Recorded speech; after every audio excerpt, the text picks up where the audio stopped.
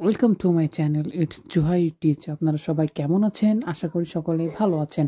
আজকে আমি আপনাদের মাঝে নতুন আরেকটি ভিডিও নিয়ে চলে আসলাম। সো আজকের ভিডিওর টপিক, আপনি আপনার স্মার্টফোন দিয়ে বা হাতের ফোন দিয়ে ঈদের ব্যানার তৈরি করে নিতে পারবেন। তো চলুন ভিডিওটি শুরু করা যাক। So guys, first of all আপনাদেরকে চলে যেতে হবে পিক্সেল অ্যাপ নামক এই অ্যাপসটিতে। সো এখানে আমি চলে যাচ্ছি। এরপরে চলে যাবেন আপনার গ্যালারিতে।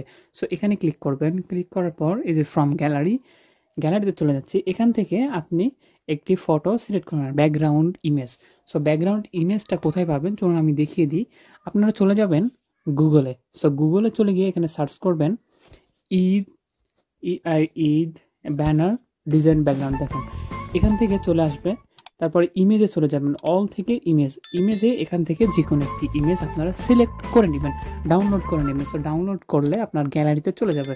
সো আমার ডাউনলোড করা আছে, আমি সরাসরি গ্যালারিতে চলে যাচ্ছি।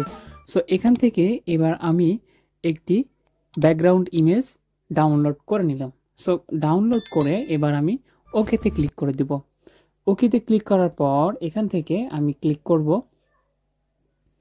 এবার মাঝখানের এই আইকনটাতে। এবার আপনি যেই ছবিটা বা আপনার ছবি যেটা আপনি এই ব্যানারে সিলেক্ট করতে চাচ্ছেন বা সেট করতে চাচ্ছেন, এটি আপনাদেরকে সিলেক্ট করতে হবে। সো ইম্পোর্টে ক্লিক করবেন। ইম্পোর্টে ক্লিক করার পর এখান থেকে আপনার গ্যালারি থেকে আপনার সেই ছবিটা সিলেক্ট করবেন। সো আপনার গ্যালারিতে চলে আসবেন। আপনার গ্যালারিতে যদি এইরকম একটি ছবি থাকে যেটার ব্যাকগ্রাউন্ডটা রিমুভ করা নেই, সো এখান থেকে আপনি ব্যাকগ্রাউন্ডটা রিমুভ করে নিতে পারবেন। আমার ফোন যেহেতু একটু আধুনিক ফোন 5G, সো এখান থেকে আমার অন্য কোনো অ্যাপস ব্যবহার করা লাগছে না, কিন্তু আপনারা ব্যাকগ্রাউন্ডটিকে রিমুভ করে নেবেন, ঠিক আছে? সো আপনাদেরকে একটি অ্যাপস দেখিয়ে দিই। এই যে ব্যাকগ্রাউন্ড ইরেজার নামক অ্যাপস, এই অ্যাপস ডাউনলোড করে এখান থেকে আপনারা ব্যাকগ্রাউন্ডটা রিমুভ করে নেবেন। সো এবার চলে যাব আমার গ্যালারি থেকে সেই ছবিটা আমি নিয়ে নিচ্ছি। সো এই যে নিয়ে নিলাম। এবার ছবি আমি এইভাবেও সিলেক্ট করতে পারি, কিংবা ছবিটাকে আমি গোল করে নিতে পারি।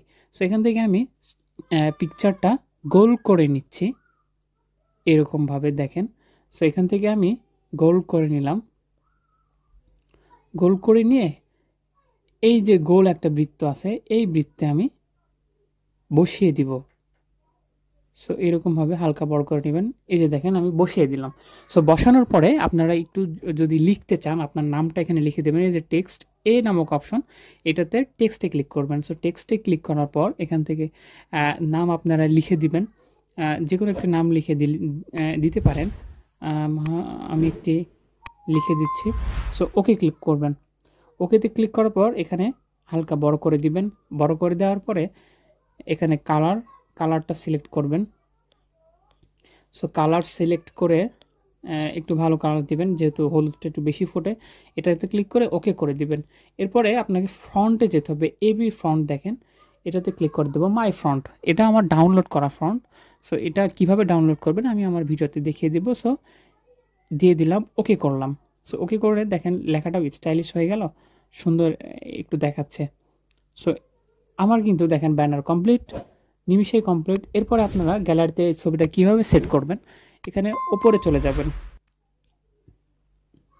সো ওপরে এটাতে চলে যাবেন। এখান থেকে দেখেন এক্সপোর্ট ইমেজ নামে একটা অপশন। এক্সপোর্ট ইমেজে এসে এই যে ডিফল্ট এই অপশনটাতে আপনি ভেরি হাই করে দিবেন। যত হাই করবেন ছবিটা তত ফাটবে না। সো এখান থেকে সেভ টু গ্যালারি, এরকম শাড়ি আমি কখনো পরি। একটা দেখাবে দ্বারা অ্যাড শেষ হলেই সেই ভিডিওটা আপনার গ্যালারিতে সেভ হয়ে যাবে। চলুন গ্যালারি দেখি, চেক করি আমার ছবিটা আসছে কিনা। এই যে দেখেন, এইভাবে নিমিষেই আপনি আপনার যে কোনো ছবি দিয়ে ব্যানার তৈরি করে নিতে পারবেন। সো গাইস, ভিডিওটি ভালো লাগলে চ্যানেলটিকে অবশ্যই সাবস্ক্রাইব করবেন এবং লাইক দিয়ে পাশে থাকবেন।